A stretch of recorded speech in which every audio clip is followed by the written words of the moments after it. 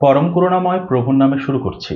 আপনাদের সাথে আছি আমি DM রাহাত। আজ নতুন একটি পর্ব শুরু করতে যাচ্ছি, সেটি হচ্ছে ইলমে মারেফত বা ইলমে তাসাউফের আলোকে কোরআনের ব্যাখ্যা বা তাফসির। অবশ্যই এটি আমার নিজের জ্ঞান অনুযায়ী হবে। এখানে ইলমে মারেফত বা ইলমে তাসাউফের তাফসির বা ব্যাখ্যার যে কথা বলা হচ্ছে সেটাও আমার নিজের জ্ঞান অনুযায়ী। এমন না যে আমি বললাম আর সেটাই ইলমে মারিফত বা ইলমে তাসাউফের তাফসির হয়ে গেল। আমি যতটুকু বুঝি সেই আলোকে ব্যাখ্যা করব। তাছাড়া এই কথা বলতে আমার একটুও লজ্জাবোধ বা দ্বিধাদ্বন্দ্ব নেই যে আমি কোরআনের কিছুই বুঝি না, কারণ পবিত্র কোরআন রহস্যময় গ্রন্থ। এই রহস্য উদ্ঘাটন করা আমার মতো অধমের পক্ষে কোনোভাবেই সম্ভব নয়। তবুও মহান আল্লাহ তাআলা আমার হৃদয়ে তার কোরআনের ব্যাপারে যে জ্ঞান জাগ্রত করেছেন, আমি শুধুমাত্র সেখান থেকেই বলবো। কোরআন তো চিরন্তন সত্যবাণী, কিন্তু আমার যে ব্যাখ্যা এটা যে চিরন্তন সত্য হবে বা এটাই একমাত্র তাফসির বা এটার ব্যাখ্যা এই হবে এই আয়াতের, ব্যাপারটা মোটেও সেরকম নয়। আমি শুধু চেষ্টা করে যাব তথাকথিত তাফসিরগুলো থেকে কিছুটা ভিন্নভাবে বলার জন্য, যা আমি বুঝেছি কোরআন থেকে। অন্যান্য তাফসিরের সাথে আমার কথা মিলাতে গেলে মিলার সম্ভাবনা খুব কম। অনেকের কাছে তা অপছন্দনীয় হতে পারে, বিরক্তিকরও হতে পারে। তবু আমি আমার জ্ঞান অনুযায়ী আমি চেষ্টা করব। আর এই পর্বের নাম নির্ধারণ করেছি মাওলানা জালালউদ্দিন রুমি রহমাতুল্লাহর সেই উক্তি থেকে যে আমি কোরআনের মগজ তুলে নিয়েছি আর অস্থি চর্ম রেখে দিয়েছি শৃগাল কুকুরের জন্য। মাওলানা রুমির এই বিখ্যাত উক্তি থেকে অনুপ্রাণিত হয়ে এই পর্বের নাম দিচ্ছি কোরআনের মগজ। আজ আলোচনা করব সূরা ফাতিহা নিয়ে। أعوذ بالله من الشيطان الرجيم بسم الله الرحمن الرحيم الحمد لله رب العالمين الرحمن الرحيم مالك يوم الدين إياك نعبد وإياك نستعين اهدنا الصراط المستقيم صراط الذين أنعمت عليهم غير المغضوب عليهم ولا الضالين آمين.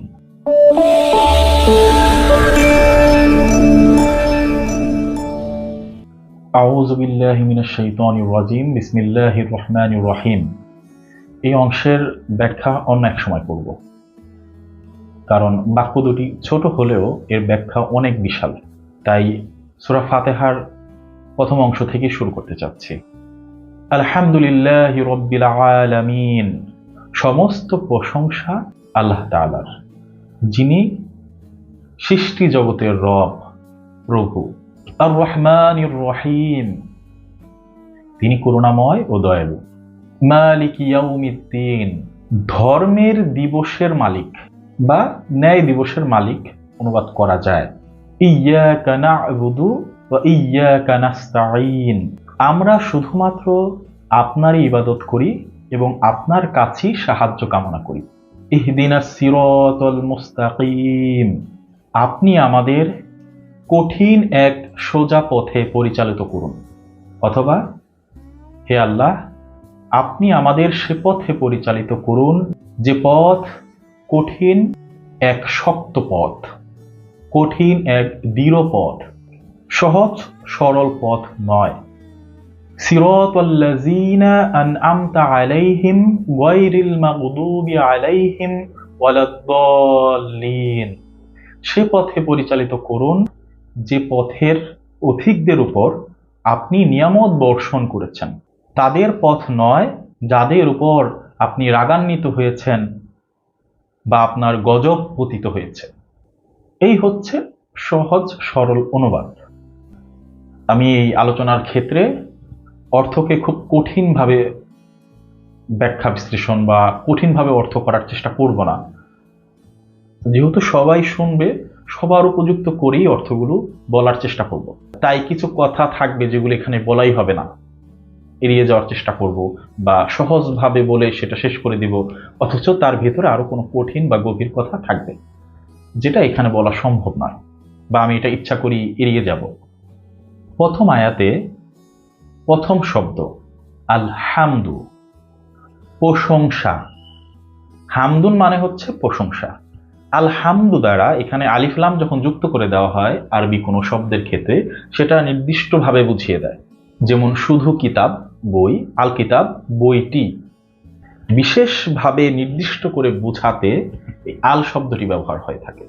তাই এখানে হামদুর সাথে আল যুক্ত হয়ে অর্থটি এরকম হয়েছে, স্বাভাবিকভাবে আপনারা যে কোনো অনুবাদ গ্রন্থে এভাবেই পাবেন, সমস্ত প্রশংসা, অর্থাৎ প্রশংসাকে সমষ্টি করে একত্র করা হয়েছে। প্রশংসাই লিল্লাহি, আল্লাহর জন্য। যত প্রশংসা আছে, গুণগান আছে, সব আল্লাহর জন্য, হামদুলিল্লাহ না, আলহামদুলিল্লাহ। অর্থাৎ প্রশংসাকে আল্লাহর জন্য এখানে নির্দিষ্ট করে দিয়েছে। দুনিয়ায় যত গুণগান, যত প্রশংসা আছে, সবই কার? আল্লাহর। এই কথার অনুবাদ তো সবাই করে, কিন্তু ব্যাখ্যার ক্ষেত্রে সবার একটি সহজ কথা যে আল্লাহর 99টি নাম আছে যাকে আসমাউল হোসনা বলা হয়। এই 99টি গুণই হচ্ছে কি? আল্লাহর গুণ। আমি অনেককেই দেখেছি যে তারা মনে করে যে আল্লাহর 99টা গুণই, আর কোনো গুণ নাই। যদি দু একটা গুণ বাড়তি কেউ বলে থাকে, তখন অন্য কেউ এসে বলে কোরআন এবং হাদিসে তো এই কথাটি নেই, এই 99 নামের বাইরে তুমি কেন বললে? বললে এই 99 নামের মধ্যে থেকেই বলতে হবে, এর বাইরে থেকে বলা যাবে না। এটা হচ্ছে তাদের ধারণা। কিন্তু এই আয়াতে স্পষ্ট আলহামদুলিল্লাহ, সমস্ত প্রশংসা, যত গুণগান আছে, এই 99 বা 99,000, 99 লাখ এরকম কোনো কথা না। যত গুণ আছে, যত প্রশংসা আছে, গুণবাচক নাম আছে, সবই কি? মহান আল্লাহ তাআলার। তার জন্য এটা বরাদ্দ করে রাখা হচ্ছে। একজন মানুষ, কেউ দয়ালু হতে পারে, কেউ করুণাময় হতে পারে, কেউ ন্যায় বিচারক হতে পারে, কিন্তু এই সমস্ত গুণ তার মধ্যে থাকবে না। এই সমস্ত গুণ, সমস্ত প্রশংসা কার? আল্লাহর। তো শুধু 99টা নামের মধ্যে বা 99টা গুণের মধ্যে থাকে বাধার মানে কি? এই 99টা গুণ কোরআন হাদিসে পাওয়া গিয়েছে, এটা বলা যায় যে আমরা কোরআন এবং হাদিসে 99টি গুণের কথা পেয়েছি। এর মানে তো এই না 99টা গুণের মধ্যেই সীমাবদ্ধ। তাহলে আলহামদুলিল্লাহ বলা হবে কেন? শুধু হামদুলিল্লাহ বলা হতো, তারপর কিছু নির্দিষ্ট গুণ দিয়ে দিত, যেমন রব, রহমান, রহিম, এখানেই আছে এই সূরার মধ্যে। কিন্তু তা না করে আলহামদুলিল্লাহ বলা হলো। সব অনুবাদ দেখবেন তারা এটা ভালোই বুঝে যে এই আল শব্দ যুক্ত করে দিয়ে সমস্ত প্রশংসা আল্লাহর জন্য বরাদ্দ করা হয়ে গেছে, মানে সমস্ত গুণ প্রশংসা সবই তার। কিন্তু বলতে গেলে তখন তারা এটা বুঝবে না, অর্থাৎ সবকিছুতেই ফতোয়াবাজি, বাড়াবাড়ি। কিন্তু আপনি সনাতন ধর্মের দিকে তাকান, তাদের কথার দিকে দেখেন, তারা তাদের ঈশ্বরের গুণগানের বেলায় যখন বলে, তখন বলে অনন্ত নাম তার, সমস্ত নাম তার, সমস্ত প্রশংসা তার, সমস্ত গুণ তার। নির্দিষ্ট কয়েকটি নামের কথা বলে না। নির্দিষ্ট নাম আছে, অনেকের অনেক নাম বলে, কিন্তু তার নাম অনন্ত, অনন্ত প্রশংসা। তো এটা তো কোরআনের কথা। আলহামদুলিল্লাহ, সমস্ত গুণ, সমস্ত প্রশংসা আল্লাহ। তো 99টা নামের মধ্যে তাকে কেন বেঁধে রাখা হচ্ছে? আল্লাহর গুণবাচক নামের মূলত কোনো অভাবই নেই। সমস্ত গুণবাচক নাম তার, সমস্ত গুণ তার। তার প্রমাণ এই আলহামদুলিল্লাহ। তিনি অনন্ত নামের অধিকারী, অনন্ত গুণের অধিকারী, যার কোনো শেষ নেই। 99টা বলা তো তার গুণকে সংকীর্ণ করে দেওয়া। কোরআন এবং হাদিসে এসেছে 99টা গুণ, অনেক গুণ। এখন সমস্ত গুণ যদি লিপিবদ্ধ করা হয়, তাহলে তো কোরআন যে পরিমাণ মোটা হয়েছে লিখতে গিয়ে, লিপিবদ্ধ করতে গিয়ে, তো দেখা গেল যে নাম লিখতেই তার চেয়ে বেশি কাগজ লাগবে। গুণ প্রকাশ করা হয়েছে, তার বান্দারা যুগে যুগে তার নাম সম্পর্কে জানবে, নতুন নতুন গুণ জানবে, নতুন নতুন নামে তাকে ডাকবে। তিনি 99টা নামের কথা উল্লেখ করেছেন। নামও নয়, কিন্তু গুণ, গুণটাকে আমরা তার সুন্দর নাম বলছি। রহিম, রহমান, এগুলি কিন্তু মূলত নাম নয়, গুণ। তো আমরা বলি কি আসমাউল হুসনা, সুন্দর নাম, গুণবাচক নাম। কিন্তু সত্য তো এটাই যে তার বান্দা তাকে অনন্ত নামে ডাকবে। সবাই কি 99টা নাম জানে? জানে না তো। কেউ কি নিজের মতো করে আল্লাহকে কোনো নামে ডাকতে পারে না? কোন সুন্দর নামে, তার যে নামটা ভালো লাগে। সুন্দর হতে হবে, গুণবাচক হতে হবে, সমস্ত গুণ এবং প্রশংসার সূচক হতে হবে। তাহলেই কি তা আল্লাহর গুণ, কারণ সমস্ত গুণ তো তার, তার গুণের বাইরে তো কোনো কিছু নেই। কোরআন হাদিসে নাম ধরে অনেক ভালো কাজের কথা আছে, কিন্তু নির্দিষ্ট করে দেওয়া নাই যে এই কয়টা ভালো কাজই করতে হবে বা এই কয়টাই মন্দ কাজ। ভালো কাজ করার কথা বলা হয়েছে, মন্দ কাজ থেকে বিরত থাকতে বলেছে। তারপরে কিছু লিস্ট দিয়েছে আর একটা ধারণা দিয়েছে মন্দ কাজগুলো কিরকম হবে। ওই কাতারে যত মন্দ কাজ করবে তা নিষিদ্ধ, এবং ওই যত ভালো কাজ করবে ওই কথার মধ্যে তা ওই হুকুমের আয়তায় পড়বে, ওই আয়াতের বা কোরআনের আদেশের মধ্যে গণ্য হবে। এখন কোরআনে যেটা নাই তাই সেটা করা যাবে, সেটা খারাপ হলো। যেমন কোরআনে ধর্ষণের কথা নেই, আছে ব্যভিচারের কথা। ধর্ষণ আর ব্যভিচার কিন্তু এক না। ব্যভিচার মূলত বা যেটাকে জেনা বলা হয় সেটা মূলত একে অন্যের সম্মতিতে করে থাকে, কিন্তু ধর্ষণের বিষয়টা হচ্ছে একজনের সম্মতি থাকে না। তো স্বাভাবিক একটি বিষয়, এর জন্য তো আলাদাভাবে আয়াতের দরকার নেই। ব্যভিচারের শাস্তি যখন এত বেশি বা এটা এত পাপ, সেখানে ধর্ষণের বিষয়টা কি দাঁড়ায়? কি নাম ধরে ধর্ষণ শব্দটা কোরআনে উল্লেখ করতে হবে? প্রয়োজন আছে? প্রয়োজন তো নেই। তো কিছু নাম যেমন ভালো মন্দের উল্লেখ আছে, কিছু কথা উল্লেখ আছে, সেভাবেই কিছু নাম উল্লেখ আছে। সব নাম তো উল্লেখ থাকার দরকার নেই। তিনি তো বলেই দিয়েছেন আলহামদুলিল্লাহ, সমস্ত প্রশংসা তার। যেমন ফার্সিতে বলা হয় খোদা, তো এই খোদা শব্দটি এই 99টা নামের মধ্যে নেই। খোদা মানে হচ্ছে স্বয়ংভূ। তো এই জন্য আগে এটা নিয়ে তেমন কোনো সমস্যা হতো না, এখনো এই শব্দের প্রচলন আছে। কিন্তু এখন কিছু আলিম ওলামাদেরকে দেখবেন খোদা বলা যাবে না, কারণ এই 99 নামের মধ্যে তো খোদা নেই।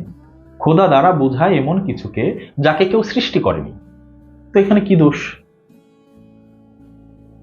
এই কথা কি বলা যাবে না?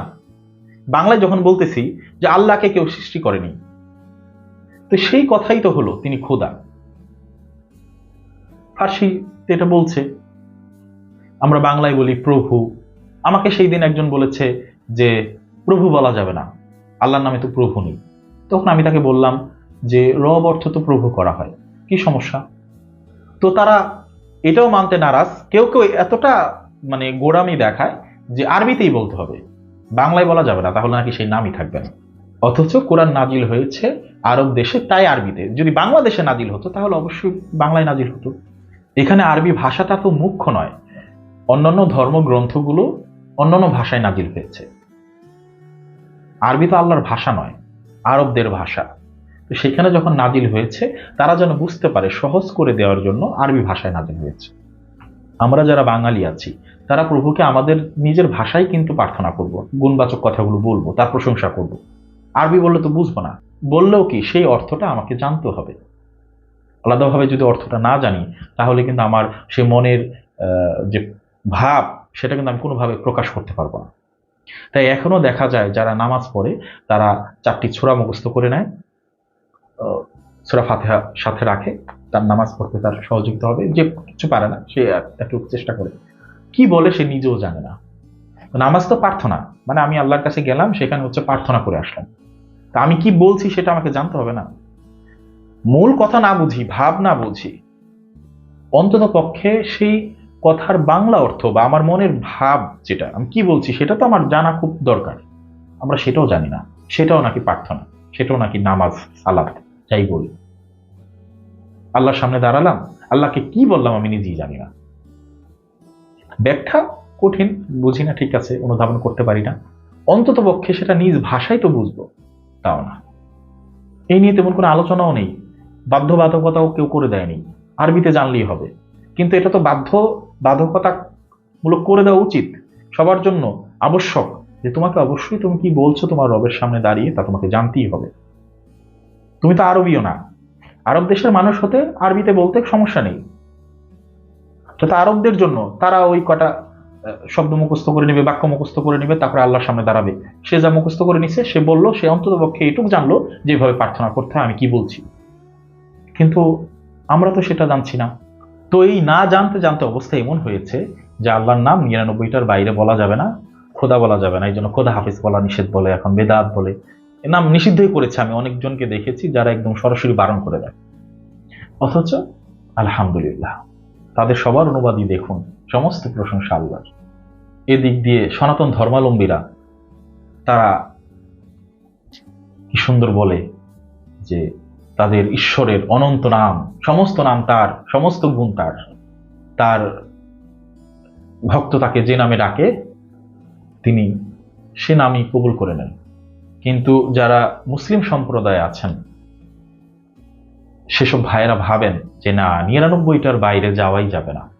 রব্বুল আলামিন, আলম সমূহের বা সৃষ্টি জগৎ সমূহের রব বা প্রতিপালক, সমস্ত প্রশংসা তার, যিনি সেই রব বা সেই আল্লাহ, যিনি সমস্ত সৃষ্টিকুলের পালনকর্তা।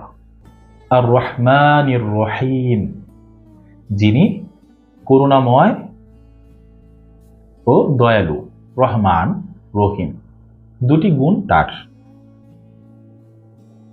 শাব্দিকভাবে এই দুটির অর্থ একই রকম। রহামিম এটা মূল ধাতু, আর রহমন আমরা বলে থাকি যে রহম করুন। তো এই দুটি শব্দই সেই রহম থেকে, রহমান, রহিম। বাহ্যিকভাবে এর সাধারণ ব্যাখ্যা হচ্ছে যেটা আল্লাহর বিশেষ দয়া শুধু তার নির্দিষ্ট কিছু বান্দার জন্য, সেটা হচ্ছে তার রহিমি গুণের প্রকাশ। আর রহমান হচ্ছে তিনি যা সবার জন্য সমানভাবে করেছেন। যেমন বৃষ্টি নামলে সবার জন্য নামে, রোদ উঠলে সবার জন্য উঠে, সবাই অক্সিজেন পাচ্ছি। এই যে তার দয়া, অনুগ্রহ, এটা হচ্ছে তার রহমানি গুণ। আর রহিম হচ্ছে তার বিশেষ বান্দাদের প্রতি তার বিশেষ নজর, দয়া। যে দেখা গেল নদীতে ট্রলার ডুবে গেছে, তার মধ্য থেকে একজনকে তিনি রক্ষা করেছেন, বিশেষ দয়া করেছেন, কথার কথা। তারপর হাদিসে এরকম একটি ঘটনার কথা আছে যে একবার বৃষ্টি নামলো, পাহাড়ের এমন এক কোনায় নামলো যে শুধুমাত্র একজনের জমিতেই তা পড়লো, বাকিদের জমিতে সেটা পড়লো না। যে বিশেষ দয়া, স্বাভাবিকভাবে কি সবার উপর পড়ার কথা ছিল। তাছাড়া বান্দা আল্লাহর কাছে যখন বিশেষভাবে কিছু চায়, বিপদে পড়ে, তখন যে আলাদাভাবে একজনকে রক্ষা করা হয় বিশেষভাবে, এটি হচ্ছে তার রহিমি গুণের প্রকাশ। এই যে রহিম, যার বাংলা অর্থ দয়ালু বা দয়াল, এখান থেকেই মূলত আমরা যারা বাংলাদেশি সুফি ভাবধারায় আছি, বাংলাদেশের মধ্যে তরিকাপন্থী, তারা দয়াল শব্দটি ব্যবহার করে থাকে। প্রায় অনেককে দেখবেন যে দয়াল বলে ডাকতে, দয়াল দয়াল বলে। অনেকে কিন্তু এটা নিয়ে মজা করে, কারণ তারা বুঝে না এই দয়াল যে আরবিতে রহিম, আল্লাহর নাম, এটা বুঝে না। আবার যারা বলেন তারা অনেকে এই ব্যাপারে আসলে ভালো মতো জানে না। তারা শুনেছে তার মুর্শিদের মুখ থেকে বা অন্য কারো কাছ থেকে যে দয়াল বলতে, তাই তারা বলেন। কিন্তু তারাও অনেকে জানেন না যে এই দয়াল মূলত এই রহিমি গুণের দয়াল।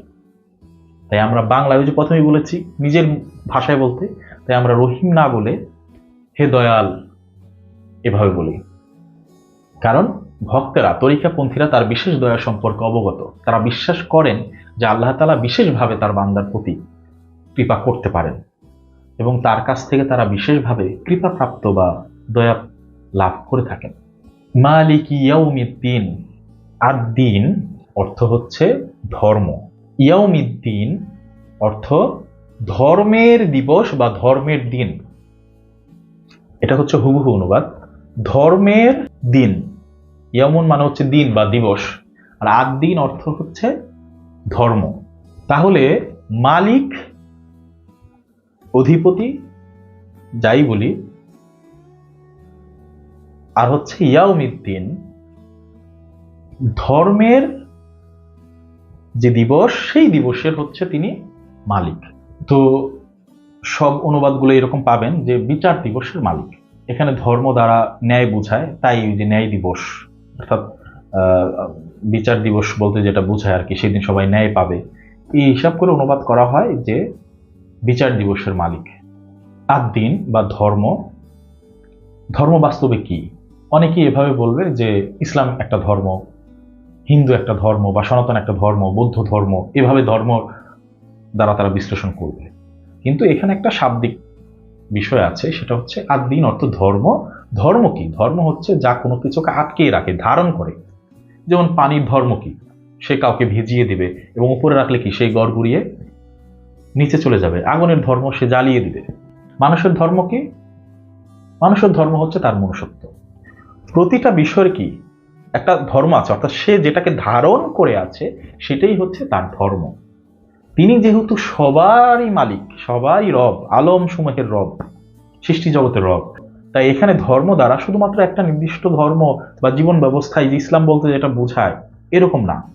আমাদের ইসলাম যেরকম পূর্বে এরকম ছিল না, অন্য নবীদের বেলায় অন্য শরীয়ত ছিল, শরীয়ত বিধান পরিবর্তন হয়েছে। তো এখানে বিধান বোঝাচ্ছে না, ধর্ম বোঝাচ্ছে। প্রতিটি প্রাণী, প্রতিটি বস্তু তার যে নির্দিষ্ট ধর্ম নিয়ে আছে, সেই ধর্ম দিবসের তিনি মালিক। আর এই ধর্ম দিবস কি? সহজভাবে বললে যদি এটাই ধরে নিই যে ন্যায় দিবস, ন্যায় পাওয়ার দিবস বা বিচার দিবস।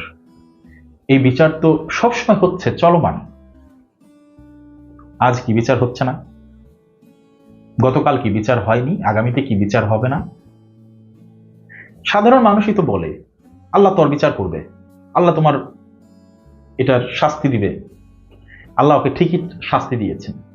কিছু হইলে এরকম বলে না? তো বিচার তো হইল, ন্যায় তো হলো, প্রতিনিয়ত হচ্ছে, হয়েছে, হচ্ছে, হবে। এটা তো একটা চলমান প্রক্রিয়া। সবাই মারা যাবে একদিন, সব ধ্বংস হয়ে যাবে, তারপর সবাইকে উঠানো হবে, তারপর একটা ন্যায় দিবস হবে, সেখানে আল্লাহ তাআলা মালিক হয়ে বসে থাকবেন। এরকম নয়। তিনি সর্বসময় ধর্ম দিবসের অধিপতি হয়ে আছেন।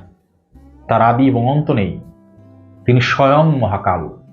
প্রতিটা স্থানে, প্রতিটা বস্তুতে, সব কিছুতে তার যে নিজস্ব ধর্ম আছে, সেই সময়কালের তিনি অধিপতি।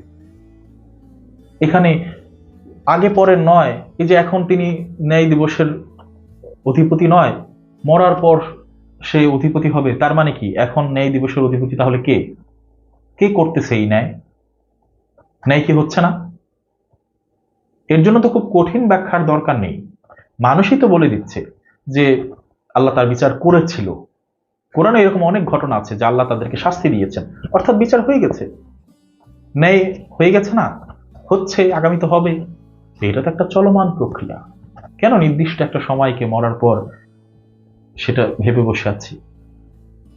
সেই ন্যায় দিবসও চলমান।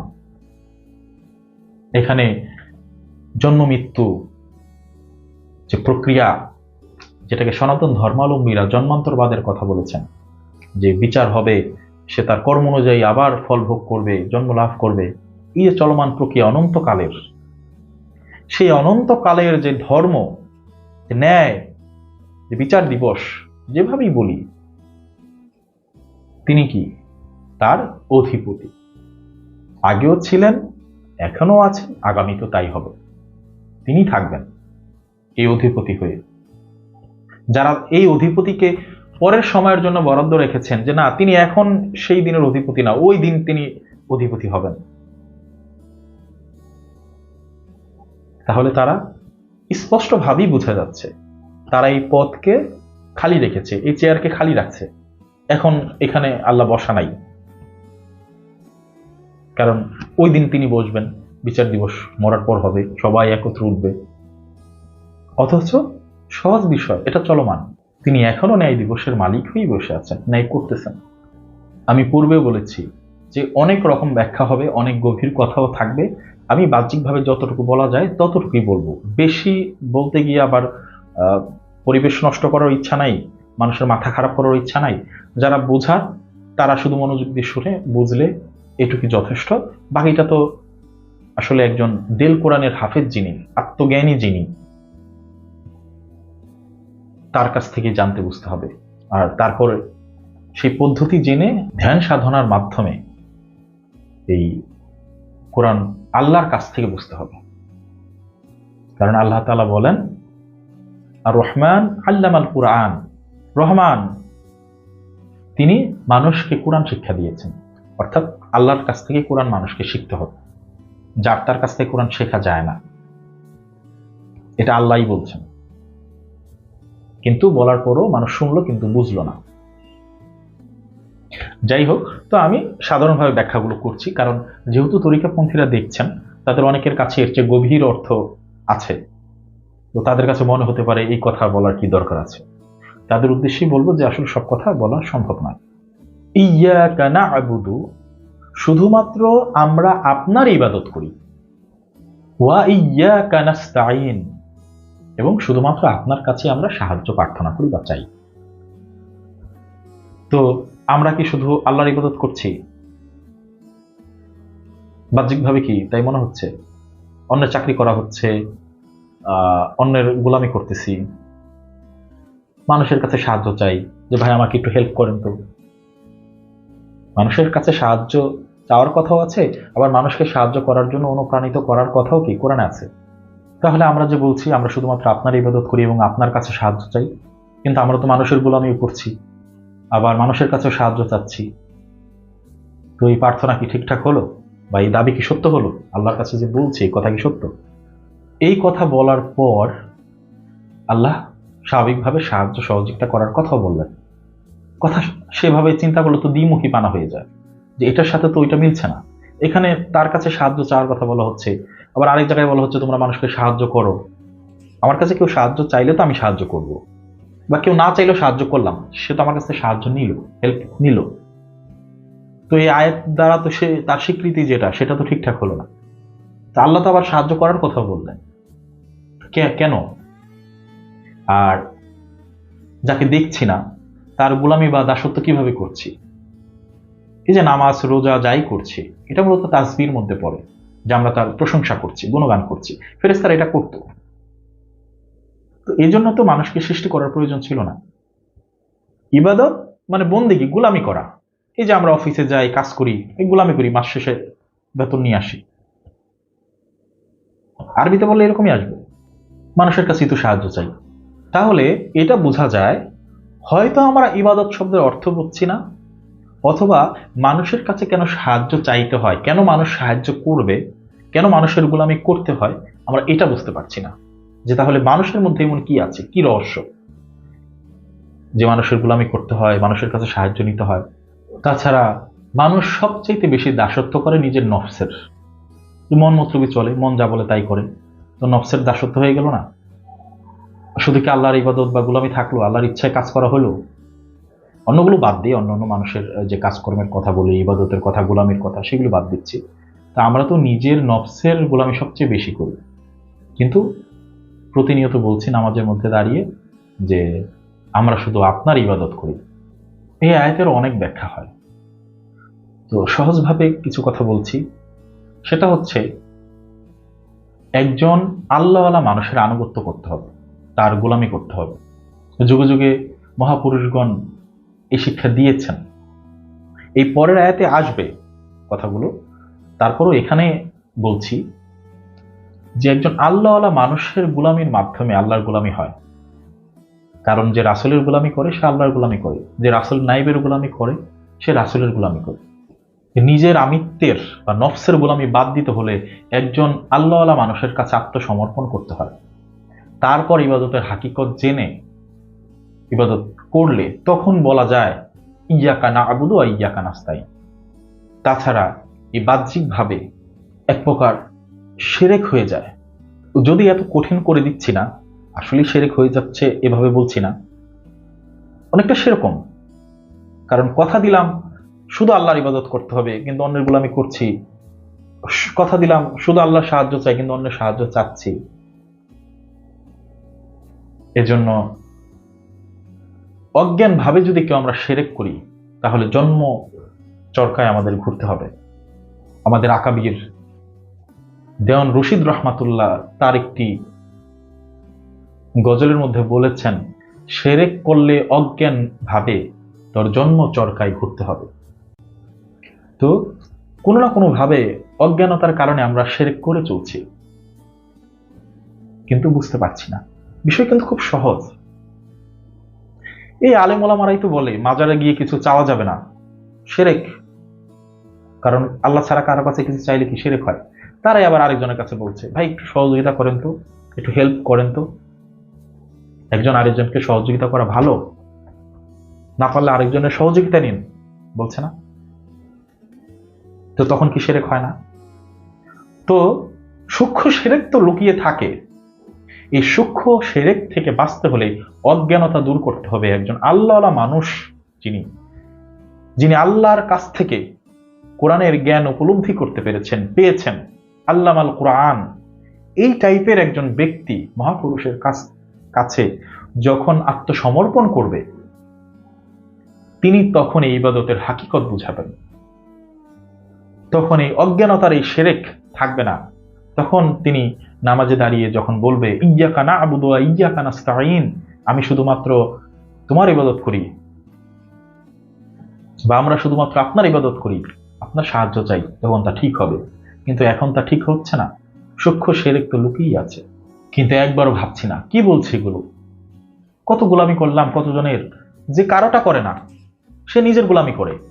ধরেন অনেক ধনী ব্যক্তি, তার কারো গোলামি করতে হয় না, সে ব্যবসা করে, কথার কথা, সে পণ্য বিক্রি করে, তো সে কারো চাকরি করে না, কিন্তু সে দিন শেষে কি করে? নিজের নফসের গোলামি ঠিকই করে।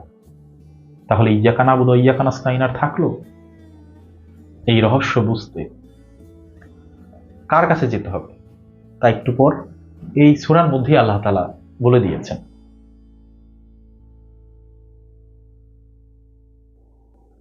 ইহদিনাস সিরাতাল মুস্তাকিম, এই আয়াতটা খুব গুরুত্বপূর্ণ এবং অধিকাংশ মানুষ বিভ্রান্তে আছে এই আয়াতের ভুল অর্থ জানার কারণে, ভুল ব্যাখ্যার কারণে। এটা খুব গুরুত্বপূর্ণ একটি বিষয়। ইহদিনা, আমাদেরকে হেদায়েতের উপর রাখুন, পরিচালিত করুন, পথ দেখান। যেভাবে বলি সিরাতুন মানে কি? সিরাত মানে হচ্ছে পথ বা জীবনযাপনের একটা মাধ্যম। সহজভাবে আমরা এটাকে রাস্তা বা পথই ধরছি। সিরাতাল মুস্তাকিম অর্থ কি? সোজা পথ, অটল পথ, দৃঢ় পথ। কিন্তু অনুবাদ কি করা হচ্ছে? সহজ সরল পথ। এই সহজ কথাটা এখানে আসলো কোথা থেকে?